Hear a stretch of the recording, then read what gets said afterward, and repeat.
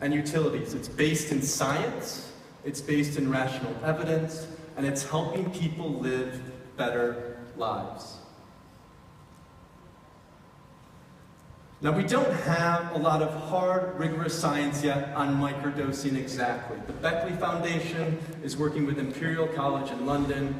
They're crowdfunding $1 million right now to start the first microdosing LSD for cognitive function study. They'll do fMRI scans and test creativity like that. But we don't know yet. What we do know from the research is psychedelics do a number of things with the serotonin system and the default mode network, neither of which I'll really get into.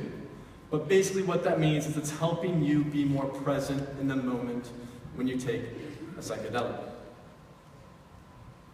So what does this mean then for leadership? What does this mean from a professional perspective? What does this mean for people who are trying to be leaders of organizations in a business world that's becoming increasingly chaotic and complex? With microdosing, because of its effect on the brain, we know it helps with unlearning and relearning. We know it helps with something called adaptability. And leaders in the 21st century must be adaptable. They must be able to form a coherent vision of the future. They must be able to piece together disparate parts and pieces of information to form more accurate models of where the world is going.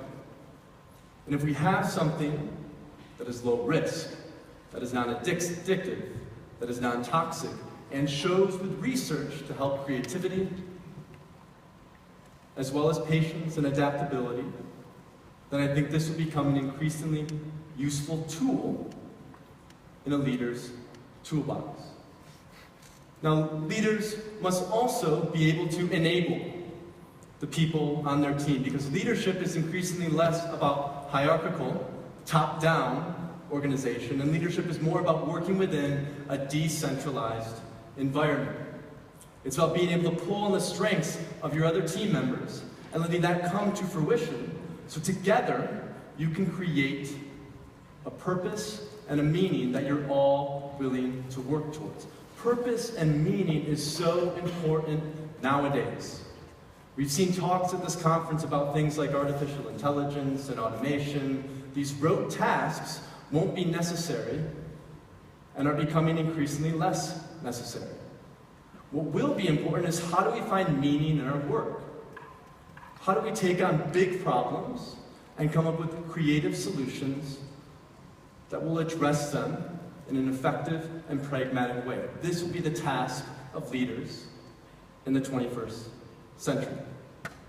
I'm going to use myself as a personal example because, to be honest, with this recent trend of microdosing, there aren't a lot of anecdotal reports to call on from leaders in Silicon Valley. I assure you, many of them do psychedelics.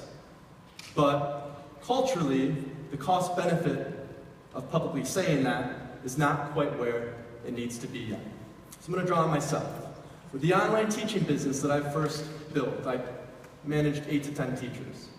And when I was within this microdosing routine, it was much easier for me to be patient whenever I received constructive feedback about the way that I was encouraging my team, or about the way that I was creating curriculum. The ego wasn't as present. And so with that feedback, with that constructive feedback that I was able to integrate, it helped me to build a better vision of where our team was going. Now let's take that into the third wave, a new project that I've been building. We have a team of 10 to 12 members now, some part-time, some full-time. And these people are really intelligent, and they know more than I do about certain things. And so when I'm able to be present with them, engage with them, and take what they have at face value, integrate it, I can build a better future for our team. And because our mission is not easy, right? The mission of what I'm trying to accomplish is to reintegrate psychedelics. This is not an easy task. It requires all hands on deck, and I must be able to facilitate that in an effective and pragmatic way. So it's great for leadership development. But it's also great for flow states. How many of you are familiar with flow states? So flow is a concept from positive psychology. It was coined in the early 90s, and it's about this sense of being in the zone. In the zone, present, in the moment. Psychedelics, microdosing can do this. Sex does this. Extreme sports do this.